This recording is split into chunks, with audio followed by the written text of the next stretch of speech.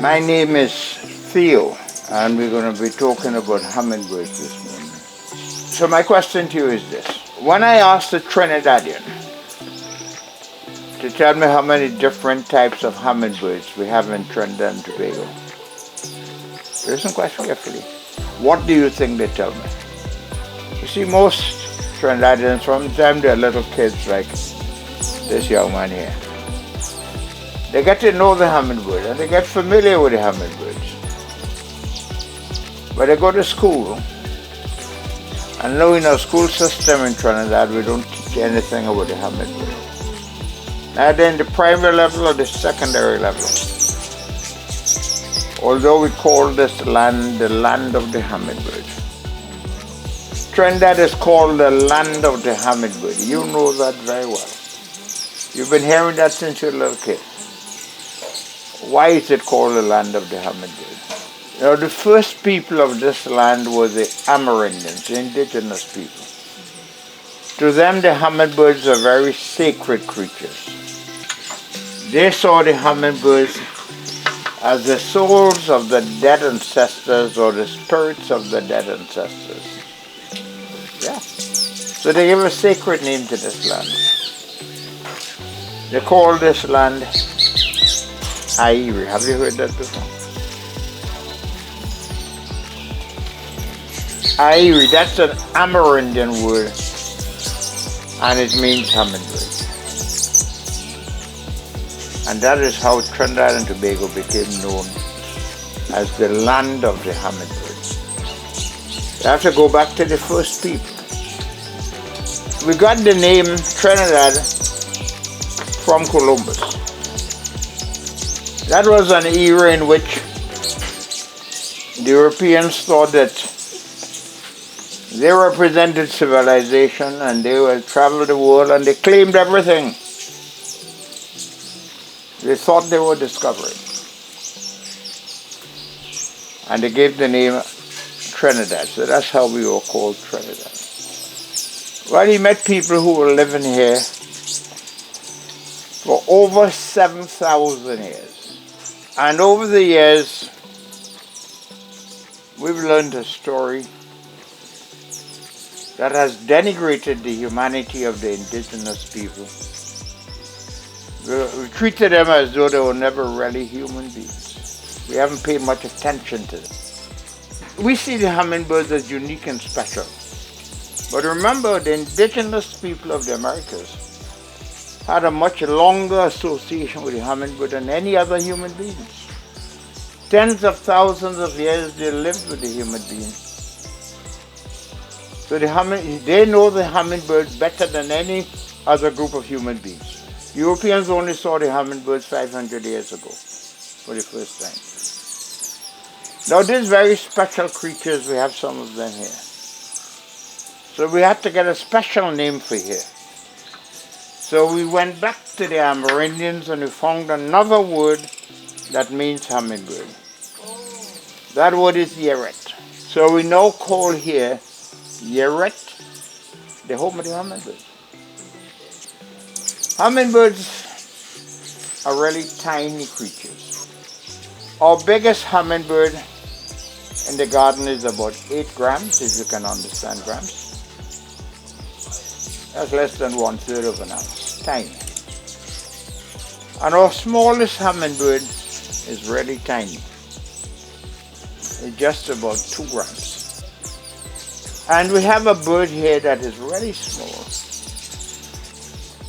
This one that I'm going to show you, I'm showing you now. He is called the tufted coquette. He weighs just over 2 grams. And you're going to get a chance to see him while you're here. You see that little bird? He brings in visitors to Trinidad from all over the world, this little fella. So this is the tufted coquette, or smallest hummingbird. And the second smallest hummingbird in the world. Tiny.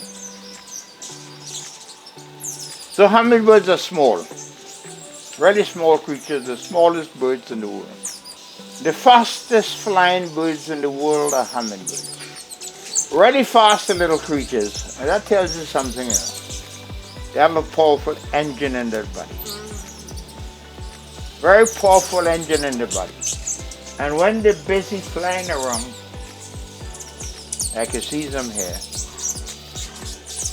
it goes up to 1,500 beats per minute.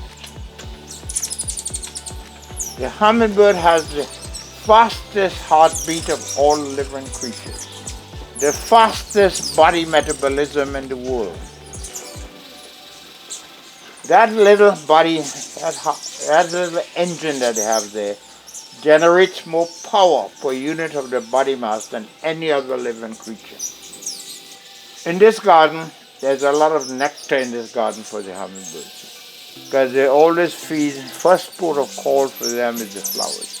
So they love to feed on the flowers. And we have an abundance of flowers in the garden and in my neighbor's garden and in the forest for the hummingbirds. But we supplement that nectar that they get from the flowers with what we have here in our feeders. The inner feeders, we also have nectar. It's a 2%, 25% solution, just like what they get from the flowers. But they're very therapeutic creatures. Very calming and relaxing, because in the turbulence of that aggression, you receive it in a positive way. So hummingbirds are known to be very therapeutic. And that's why we have a number of medical doctors who send patients here. A lot of people come here just to enjoy the therapy of the garden. And you're going to enjoy some of that while you're here. You won't even know you're enjoying it. So you know what you're dealing with. This creature is an exceptional creature. There's no other living creature that burns energy like a hummingbird. Take this flower here, for example. It has nectar. To get to this nectar,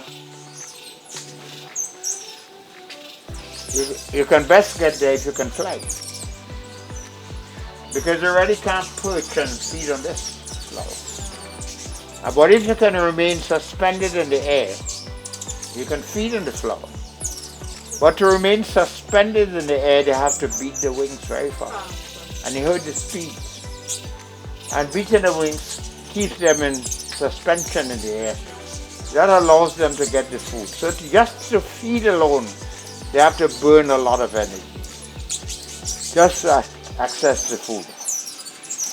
But it gives them a competitive advantage on getting that nectar. You find hummingbirds only in the Americas, and they're mostly in the tropical part of the Americas. So yes, the Amazon has a lot of hummingbirds. And how many different types of hummingbirds do you think we have in the world? Just about 360 species. But that is, hummingbirds are the second largest family of birds in the world. Yes. 360 species. Most of them are in the tropical region. But there are hummingbirds in North America. So let me tell you what happens here. You see, every summer, you get a lot of flowers in North America, a lot of insects. So a few species of hummingbirds migrate northwards. So they go up to the north. So every mainland state of the United States got hummingbirds. Every province of Canada got hummingbirds. The average hummingbird can feed on over 3,000 different types of flowers.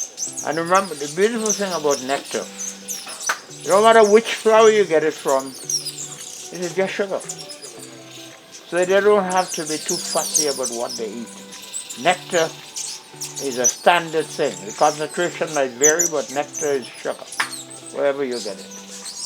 Whether in the Amazon, you know hummingbirds even go up to Alaska? But you find hummingbirds in the north only in summer months. Winter time, they all come back to the tropics. Most Trinidadians believe Trinidad and Tobago is a massive country. But I like to get a sense of reality first. If you were to look at a map of South America and try to find Trinidad and Tobago, you know you have to look for a little dot. We're really two tiny islands off the coast, northern coast of South America. And on these two islands, we have 19 species of hummingbirds. 19. And of those 19 that we have, there's one in Tobago that's not in Trinidad. So with one in Tobago that's not in Trinidad, that means that we have 18 species in Trinidad. Tobago has only 7 species. And of the 18 species in Trinidad, we get 15 species in our garden. So in our garden here, we have 15 species of hummingbirds. And that attracts visitors from all over the world to our garden.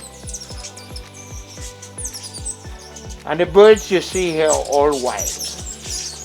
They go and they come freely. They are free to go, free to come. A lot of people come here thinking we have a zoo where the birds are under my control. These birds are not under my control. They are part of nature.